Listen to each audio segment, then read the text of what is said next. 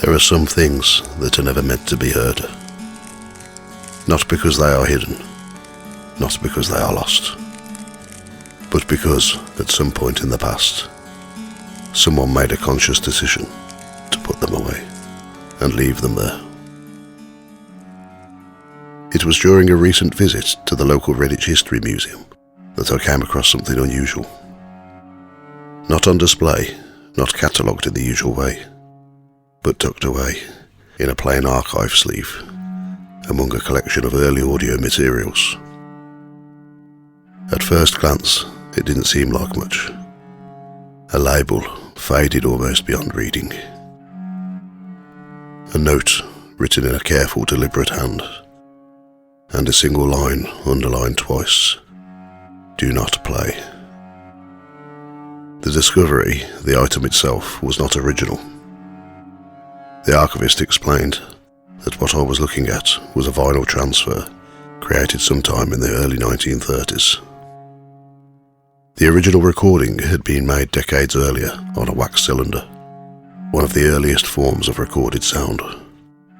Crude, fragile, and incredibly rare. According to the accompanying note, the cylinder had been discovered during the clearance of a private residence, somewhere on the outskirts of Redditch, sometime in the late 19th century. No name was attached, no official record of who made it, only a suggestion that it had been recorded as part of an early attempt to capture something unseen. At the time, there was a growing fascination with spiritualism, with seances, with voices, and the idea that the dead might still speak. And this, if the notes were to be believed, was an attempt to prove it. But it wasn't the age of the recording, or even its origin, that made it stand out. It was the warning. Attached to the sleeve was a second note. Later, different handwriting, dated 1964. It read, "Playback conducted under supervision. No immediate anomaly detected. However, subject reported hearing the voice again after the recording had ended. No further explanation, no follow-up, just that." A second note dated 1972 was even shorter. "Do not play this after closing time." And that was the last recorded entry. Over time, a quiet story began to form around the recording. Not widely known, not officially acknowledged, but repeated just enough to linger. That the voice once heard did not stay on the record. That those who listened would begin to hear it again. Not immediately, not clearly, but faintly, at first.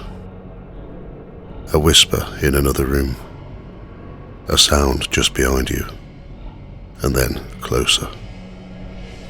Until eventually it no longer mattered whether the recording was playing at all, because the voice was no longer coming from it.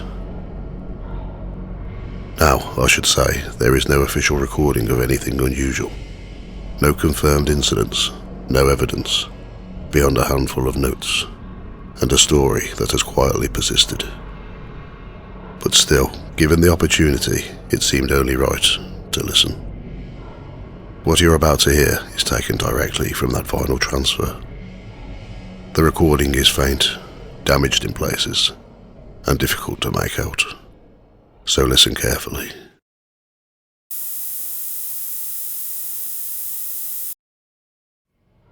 At first, there appears to be nothing, only the surface noise, the age of the recording itself.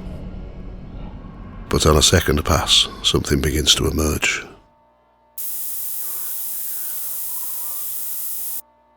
A voice, perhaps, or just the mind trying to find something in the noise. It's difficult to say. But after further enhancement and careful adjustment, the final version reveals something far clearer. You're listening to Ghost Tales by the Fireside. It seems that over the years, those who listened to the recording weren't entirely wrong. because the voice does stay with you. In fact, once you've heard it, you may find you keep hearing it every week. Because the true nature of the recording is this: the curse is not the voice itself. It's that once you hear it, you end up listening to my podcast. Happy April Fool's Day.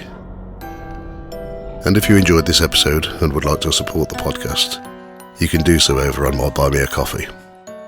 You'll find ad-free MP3s, PDF books and extra content, all available for £1.50 each, or free for members.